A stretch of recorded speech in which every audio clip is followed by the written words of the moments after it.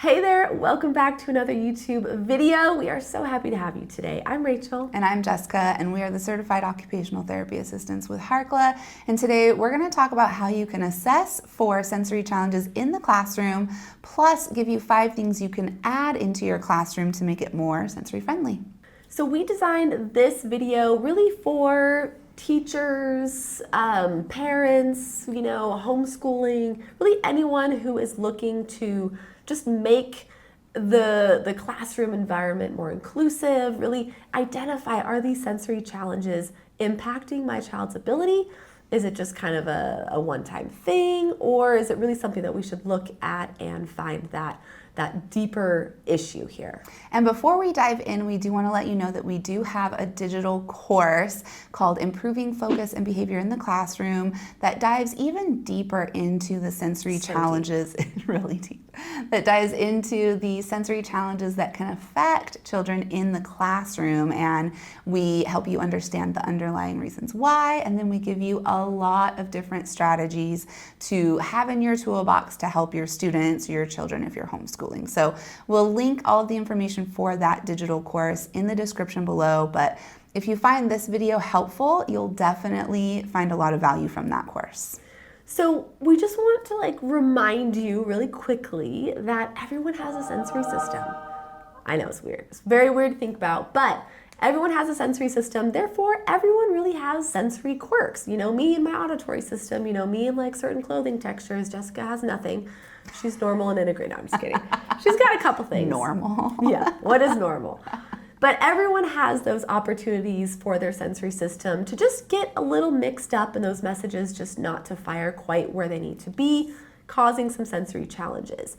So with that being said, in the classroom especially, we can see kiddos who are struggling to process that sensory world, which is impacting their ability to learn. Yeah, we did create a free sensory in the classroom checklist that you can download. It's going to be linked in the description below, and you can go through it for individual students to identify, are the challenges that they're having in the classroom related to sensory challenges specifically. And when you go through the checklist, you'll mark, you'll check the checkbox if you're noticing specific challenges with a specific student. But it's free. It's a simple, easy tool that you can use to just identify those concerns. Yeah, just some things like, are they always on the go or bouncing off their chairs?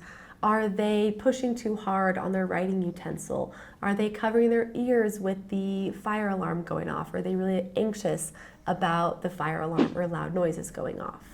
Other things might be, are they struggling to tolerate if their hands get messy? This is specific more towards elementary school or preschool, where maybe they can't stand when glue gets on their hands and they have a big reaction to something like that. Or they're struggling to tolerate being next to their peers and standing in line, or they're bumping into objects in the classroom when they're moving around the classroom frequently.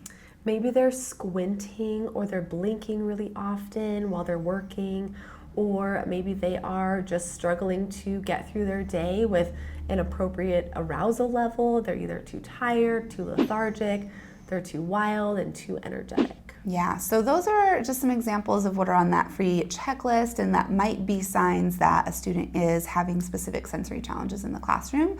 That's affecting their ability to follow instructions, learn new concepts, engage with their peers, things like that. So after you've gone through that checklist and maybe there's a ton of yeses, we definitely want you to chat with your school OT, your school CODA, and make sure that they are aware of these challenges. They probably already are, but you definitely want to make sure that you guys are working as a team and you're communicating. You're saying, hey, this child is really struggling in these areas. How can we help them? Can we work together? What can we put in place?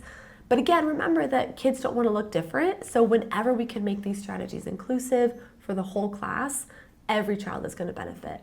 Yep, and in the meantime, we're going to give you 5 things that you can add into the classroom, either for individual students or for the entire classrooms, like Rachel said, so that everyone's benefiting from them, and try these out. The first thing that you can do is to provide your students with alternative seating options. So instead of just having a desk and a chair available, Incorporate some other alternatives. Maybe you use a therapy or yoga ball as a seat option. Have some wiggle seats available. You can put TheraBand around the legs of the chairs to provide a fidget. You can provide your students with the opportunity to complete activities while standing or laying on the floor instead of at their desk. But when you provide alternative seating options, you provide your students with different opportunities to move and engage a little bit differently versus being required to just sit in a desk, which might not be helpful for them depending on their sensory needs. The next one is to incorporate just simple 5-minute movement breaks throughout the day, before transitions, after coming in from recess, or coming back from specials class. So things like getting up, spinning, crawling around their desk, jumping jacks, windmills, anything to get that head into a different position change, anything to kind of provide some proprioception, maybe some crossing midline activities to really wake up the brain and just refuel it. Because like us, I mean, it's hard to sit down for a while, and we're asking these kids to sit down for long periods that just realistically they shouldn't be able to sit that long. So we want to make sure that we're providing them with those brain breaks, those 5-minute quick activities to just reset their nervous system and give them a boost of just energy to focus. The next tip is to change the lighting in the classroom. Studies have shown that those fluorescent lights are not good for the brain. Sometimes they can make you have headaches, not good for the eyes either. So we want to try to change the lighting in the classroom. Maybe you can turn off all the fluorescent lights and have lamps around the classroom. Let in as much natural light as possible if you have windows available. Another option would be to get some sort of cover for the fluorescent lights. So they do have these on Amazon where you can buy a package of them, and some of them are colored, some of them are just darker so they dim that harsh lighting. But oftentimes just changing the lighting in the classroom can be so beneficial for so many students, especially if the students are struggling to process visual information. Those harsh lights can affect them negatively. So try it out. The next recommendation is to make a little sensory corner in the classroom. So we want to make sure that, again, it's inclusive for every student, but there is a safe place in the room for a child who's maybe overstimulated or needs a brain break to just excuse themselves, go, relax, sit down, put some headphones on for a minute, just take a quick break and then come back to their desk when they're ready. Maybe there's a timer, maybe there's a cozy canoe or the Harkla hug. Maybe there is a weighted blanket. There should be some visuals of emotional regulation, maybe the zones of regulation, just so that way they can identify how they're feeling. Maybe there's some bubble timers, some sunglasses, noise canceling headphones, music, some little fidgets to play with, really anything that stimulates one of the 8 senses or multiple senses simultaneously can be really beneficial to have in the cozy corner. And we do have a YouTube video on how to create a cozy corner and what the benefits are, so we'll link that in the description so you have it available. But the other thing here is teaching your students how to use it, because we don't want it to be an escape from a task that they don't like. We want to teach them that they can use it and as a way to decompress. If they start to feel anxious or overstimulated, they can go to the cozy corner for 5 to 10 minutes and then come back and return to the task they were doing. The last thing we're going to share with you today is to incorporate a multisensory approach to your teaching and to the students' learning. So this can look like getting up out of the desks and incorporating movement into learning new spelling words or new math concepts. We also like to add a metronome into learning new concepts as well. So if you're practicing spelling words in elementary school, you can turn the metronome on to 60 beats per minute and practice spelling the words on every beat. Add a motor component, so maybe your students are also jumping up and down at the same time.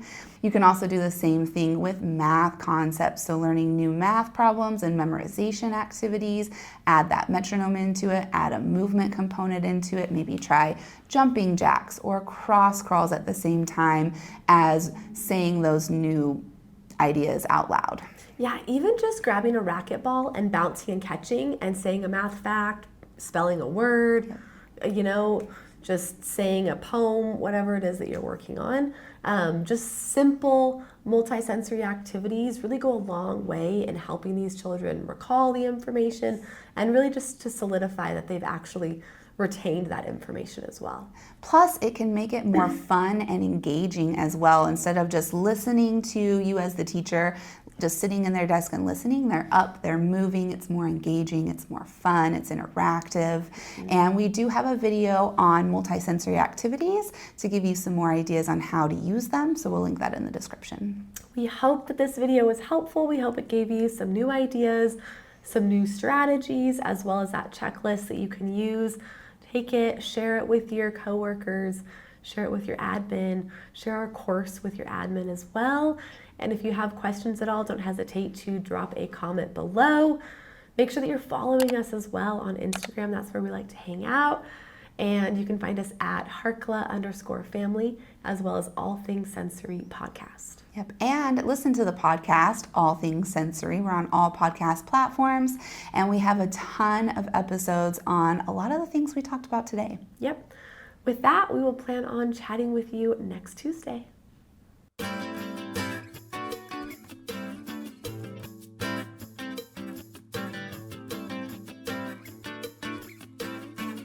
It's kind of impressive how much they can go without stopping. Really? Yeah. Oh, that's cool. Yeah.